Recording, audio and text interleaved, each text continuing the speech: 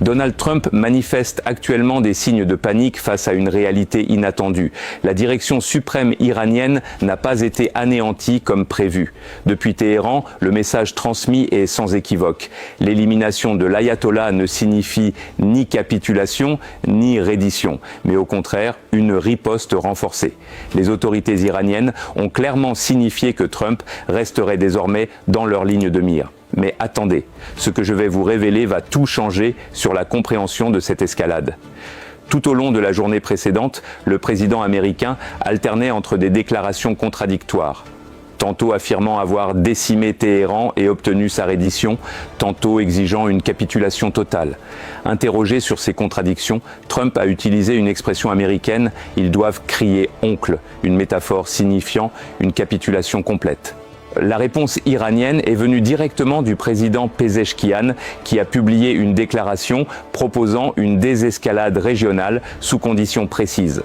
Le message adressé aux nations du Moyen-Orient était limpide. Cessez d'autoriser Washington à utiliser vos bases aériennes pour frapper Téhéran et les attaques de drones Shahed et de missiles balistiques contre vos territoires cesseront également. Cette proposition iranienne ne constitue nullement une volonté d'expansion des frappes régionales. Des excuses ont même été présentées à certaines nations, apparemment la Turquie et l'Azerbaïdjan, pour les impacts collatéraux subis. Néanmoins, l'avertissement demeurait. Toute autorisation accordée à Washington pour utiliser des bases contre Téhéran entraînerait des représailles. Écoutez attentivement ce qui suit, car c'est absolument crucial pour comprendre la dynamique diplomatique. Le président iranien a également clarifié une position fondamentale. Téhéran rejette catégoriquement, même en pensée, toute idée de reddition face à Washington. La réponse de Trump, prétendre que cette déclaration constituait justement une capitulation. Le ministre des Affaires étrangères iranien Araghchi, personnalité très vocale et participant aux médiations impliquant Steve Witkoff et Jared Kushner, a publié une déclaration officielle détaillée. Il convient de noter que Witkoff et Kushner, proches de Trump, se retrouvent impliqués dans des négociations de haut niveau aboutissant à des conflits dévastateurs. La déclaration d'Araghchi mérite d'être examinée intégralement.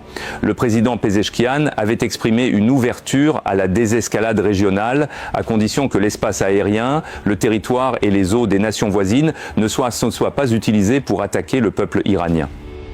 Cette proposition a été immédiatement tuée par la mauvaise interprétation de Trump concernant les capacités, la détermination et les intentions iraniennes. Si Trump recherche l'escalade, précise Araghchi, c'est précisément ce pourquoi les forces armées iraniennes se sont longuement préparées et c'est ce qu'il obtiendra. La responsabilité de toute intensification de l'exercice du droit à l'autodéfense par Téhéran incombera exclusivement à l'administration américaine. L'aventure d'une semaine de Trump a déjà coûté aux forces militaires américaines des centaines de milliards de dollars, sans compter les vies de jeunes soldats. Lorsque les marchés rouvriront, ce coût explosera et sera directement transféré aux citoyens américains ordinaires, aux stations-service. Saisissez bien l'importance de ceci. Le propre Conseil national du renseignement de Trump, représentant les contributions des 18 agences de renseignement américaines, a déterminé qu'une guerre en Iran est destinée à l'échec. Araghchi affirme également avoir averti les envoyés de Trump que la guerre n'améliorerait pas leur position de négociation. Ces avertissements ont-ils été transmis ? Le peuple américain a voté pour mettre fin à l'implication dans des bourbiers coûteux au Moyen-Orient. Au lieu de cela, il s'est retrouvé avec une administration que Netanyahou, après des décennies de tentatives infructueuses, a finalement réussi à manipuler pour qu'elle combatte les guerres d'Israël. Il s'agit d'une guerre de choix poursuivie par un petit groupe plaçant Israël en priorité. Et Israël d'abord signifie toujours l'Amérique en dernier. Ces informations proviennent directement des communications iraniennes, probablement absentes des médias américains grand public. S'agit-il de propagande iranienne, d'une présentation orientée des faits? Absolument. Il faut l'examiner pour ce qu'elle est, mais également reconnaître que ces dirigeants ne capitulent manifestement pas. Ils n'expriment aucune peur face aux menaces américaines. L'administration Trump multiplie les mensonges. Le gouvernement Netanyahou multiplie les mensonges. Le régime iranien multiplie également les mensonges. Des gouvernements brutaux, responsables de destruction et de pertes massives, produisent continuellement de fausses informations. La vérité devient difficile à discerner dans cet environnement. Washington fut autrefois une nation qui, malgré ses défauts, guidait la communauté internationale à travers des crises difficiles. Aujourd'hui, les États-Unis n'ont pas simplement abandonné la supériorité morale. Ils l'ont complètement, pour reprendre un terme de l'administration Trump elle-même, décimée. Et maintenant, voici ce que personne ne vous dit sur les menaces directes contre Trump. Le responsable de la sécurité nationale iranienne, Ali Larijani, a récemment accordé une interview dont les propos méritent attention. Avant d'examiner ces déclarations, un autre message du ministre des Affaires étrangères, Araghchi, doit être mentionné. Araghchi dénonce ce qu'il qualifie de crime flagrant et désespéré. L'attaque américaine contre une usine de dessalement d'eau douce sur l'île de Keshm. L'approvisionnement en eau de 30 villages a été impacté. Attaquer les infrastructures iraniennes constitue une manœuvre dangereuse aux conséquences graves. Washington a établi ce précédent. Pas Téhéran. Suite à la proposition iranienne de désescalade avec certaines nations du Moyen-Orient, l'administration Trump a intensifié son invasion de Téhéran et commencé à cibler les installations pétrolières et les infrastructures critiques dont dépend la population iranienne. Washington et Israël ont frappé d'importantes raffineries pétrolières de Téhéran, fournissant plus de 50% de l'énergie iranienne, marquant une escalade majeure. Les vidéos montrant les dépôts pétroliers détruits évoquent des scènes apocalyptiques, des visions dystopiques d'un paysage infernal. Le dépôt pétrolier de Shahreh à Téhéran, complètement consumé par des incendies massifs, a créé une rivière de flammes. Le pétrole se déversant dans les rues s'est enflammé, transformant les canalisations en cours d'eau ardents. Le pétrole rencontrant le système d'égout a généré une rivière brûlante à travers Téhéran. Ne clignez pas des yeux face à cette réalité critique. Tout ceci, au-delà de la propagande américaine, produit un effet contraire aux objectifs déclarés. Cela radicalise davantage la population iranienne ou, selon le terme choisi, renforce son soutien à la République islamique. Même les Iraniens auparavant enclins à manifester contre l'ayatollah ou à contester la République islamique, même ceux réclamant un système différent plutôt qu'un ayatollah de 85 ans, se rallient maintenant derrière leur pays pour diverses raisons contre Trump et Netanyahou. Trump a paradoxalement créé une unité sans précédent en Iran. L'idée qu'il provoque chez le peuple iranien un désir de renverser la République islamique s'avère exactement inverse. Lorsque l'administration Trump a détruit l'école de Manbij, tuant 150 enfants. Événement désormais quasi indiscutable basé sur l'imagerie satellite et même les briefings de la communauté du renseignement au Congrès confirmant que cette école primaire a été frappée par Washington lorsqu'ils ont attaqué les usines de dessalement, lorsqu'ils ciblent l'infrastructure énergétique et le réseau électrique, ils renforcent la détermination du peuple iranien contre Washington. C'est également contre-productif. Les menaces contre la vie de Trump s'intensifient également. Le responsable de la sécurité nationale iranienne, Larijani, a déclaré « Nous n'allons pas laisser Trump s'en tirer, nous ne laisserons pas passer cela jusqu'à ce que nous ripostions de la même manière. Il a tué notre ayatollah, il a tué notre dirigeant. Nous ne nous reposerons pas jusqu'à ce que nous ripostions de la même manière. » Voici sa publication. « Nous ne laisserons pas Trump s'en tirer. Il doit payer le prix. Il a transformé en martyr notre dirigeant et notre peuple. » Plus de 1000 civils en Iran, peut-être davantage, ont déjà été tués par l'administration Trump. Ce n'est pas une affaire simple. Nous ne laisserons pas passer cela jusqu'à ce que nous ripostions de la même manière. Dans une interview récente traduite, Larijani a déclaré « Trump a eu un petit aperçu du Venezuela, il pensait pouvoir le faire immédiatement, maintenant il est coincé, nous ne le laissons pas partir, il doit payer le prix, il a tué notre dirigeant, il l'a transformé en martyr, nous ne le laisserons pas impuni, il a transformé notre peuple en martyr, plus de 1000 de nos gens ont été tués, ce n'est pas aussi simple qu'il y paraît. » Larijani poursuit, initialement les Américains voulaient par cette action provoquer l'élimination de la direction iranienne et de plusieurs commandants pour que la situation intérieure en Iran soit complètement perturbée. La première étape consistait donc en la perturbation complète de la structure administrative et gouvernementale. Les Américains pensaient que cela se ferait très rapidement. Leur stratégie était de terminer la guerre férocement, mais en peu de temps. Mais ils n'ont pas pensé que les Iraniens ne les laisseraient pas partir. Maintenant, ils sont désespérés. Leur hypothèse était de frapper, de saisir comme au Venezuela et que ce soit terminé. Mais ils sont coincés. Ils pensaient qu'en portant d'abord un coup si lourd à Téhéran, ils pourraient complètement détruire le moral du peuple et par conséquent déstabiliser la structure gouvernementale du pays. Mais cela ne s'est pas produit. Larijani conclut « Oui, nous avons subi des coups économiques importants et leurs bombardements ont été très lourds, mais ils n'ont pas atteint leurs objectifs et nous ne les laisserons pas s'en tirer. Les Américains doivent comprendre que nous ne les abandonnerons pas. Vous avez infligé une blessure profonde à nos cœurs et nous ne vous laisserons pas partir. Vous devez accepter que vous n'avez plus le droit d'envahir Téhéran. Admettez que vous avez agi audacieusement. Quelle loi internationale dicte qu'une nation, simplement en raison de la tentation, comme ils l'ont eux-mêmes déclaré, est autorisée à lancer une attaque contre un autre pays ?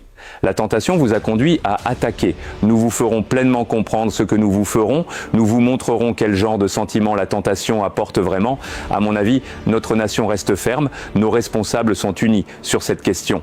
Il n'y a absolument aucun désaccord à l'intérieur du pays en ce moment dans la lutte contre l'Amérique et Israël. Il n'y a aucune division et nous ne leur permettrons pas d'échapper à cette situation dangereuse.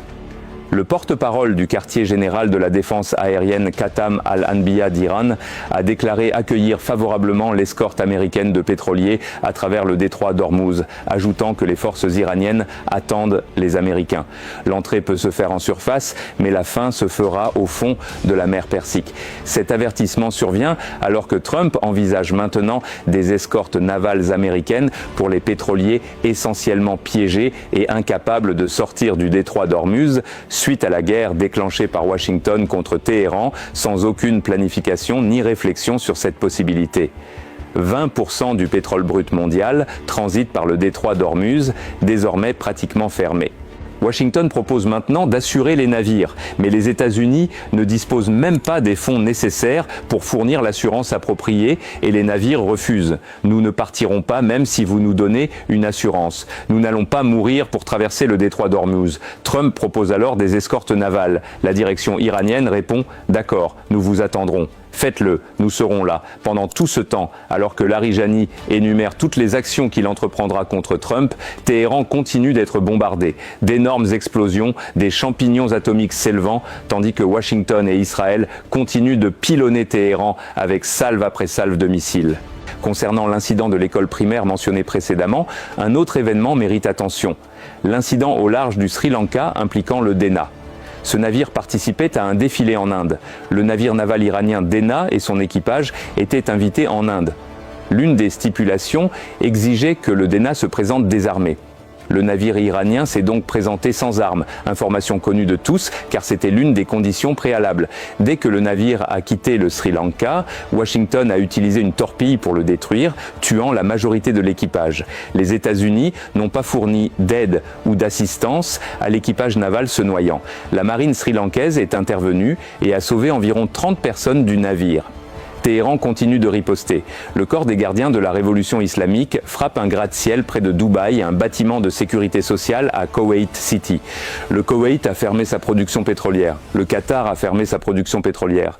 L'émir du Qatar a rencontré Trump hier car le Qatar panique. Doha, principale ville du Qatar, doit présenter au monde une image de sécurité pour les investissements et le tourisme. Tout a été fait pour présenter Doha comme un lieu de modernisation et de sécurité. Même chose aux Émirats arabes unis, à Abu Dhabi et Dubaï. Maintenant que ces zones sont si fréquemment frappées par Téhéran, le vernis de sécurité est complètement brisé. Trump a véritablement trahi tous ses dirigeants qui ont cherché à le corrompre, tous les accords donnant-donnant, tout l'argent jeté personnellement à Trump. Comme ses investisseurs dans les casinos, ses détenteurs d'obligations et ceux qui ont fait affaire avec lui toute sa vie, Trump vous a trahi, il vous a ruiné. Faire faillite, vous mettre en faillite, c'est ce que Trump fait. L'émir du Qatar a déclaré que l'escalade actuellement observée dans la région aura des répercussions graves sur la sécurité et la paix internationale et que la crise doit être contenue tout en intensifiant les efforts diplomatiques. Au Parlement irakien actuellement, des chants « Mort à l'Amérique » résonnent. C'est ce qui se passe dans tout le Moyen-Orient. Washington a déclenché toutes ces questions sectaires qui étaient maîtrisées, maintenues ensemble par un fil ténu que l'administration Trump vient de détruire. Chiites, sunnites, kurdes, tous ces groupes différents s'affrontent à nouveau au Moyen-Orient. 2 dépôts de carburant à l'aéroport international du Koweït ont été attaqués par drone, provoquant des incendies massifs. La Kuwait Petroleum Corporation a annoncé qu'à la lumière de l'agression continue contre le Koweït, les navires transitant par le détroit d'Ormuz, KPC, a mis en œuvre d'importantes réductions préventives. Le Koweït, 5e plus grand producteur de l'OPEP, déclare avoir réduit la production pétrolière et de raffinage car il est incapable d'exporter en raison de la fermeture du détroit d'Ormuz. Dans leur panique, mais aussi dans leur désir d'aider Vladimir Poutine, l'administration Trump a levé les sanctions contre Poutine, permettant à Moscou de déverser du pétrole russe sur les marchés, notamment vers l'Inde achetant du pétrole russe. Le prix du pétrole est si élevé maintenant que c'est une victoire massive pour la Russie. Moscou prendra cet argent pour acheter des armes et attaquer davantage l'Ukraine, alors même que Washington demande à l'Ukraine et à Zelensky de l'aide pour abattre les drones Shahed et les missiles balistiques. Trump autorisant la Russie à déverser son pétrole et enrichissant Poutine, la levée des sanctions pétrolières russes était censée faire baisser les prix du pétrole. Trump pensait équilibrer le négatif de la machine de guerre de Poutine, gagnant immédiatement des dizaines de milliards. Mais le prix de l'essence a immédiatement augmenté. Des hauts responsables américains apparaissent maintenant à la télévision d'État, déclarant que Washington va saisir tout le pétrole de Téhéran. Voici ce que nous allons faire. Nous saisissons le pétrole iranien. Un responsable déclare « C'est un gain à long terme, car ce que nous voulons faire, c'est retirer d'énormes réserves pétrolières d'Iran des mains de groupes armés. Ce que nous allons vivre à court terme est largement compensé par l'avantage à long terme, car finalement, nous n'aurons plus à nous soucier de ces problèmes dans le détroit d'Ormuz, parce que nous allons retirer tout le pétrole des mains de ces organisations. » Cette rhétorique révèle la véritable stratégie, une tentative de pillage des ressources iraniennes déguisée en opération de sécurité.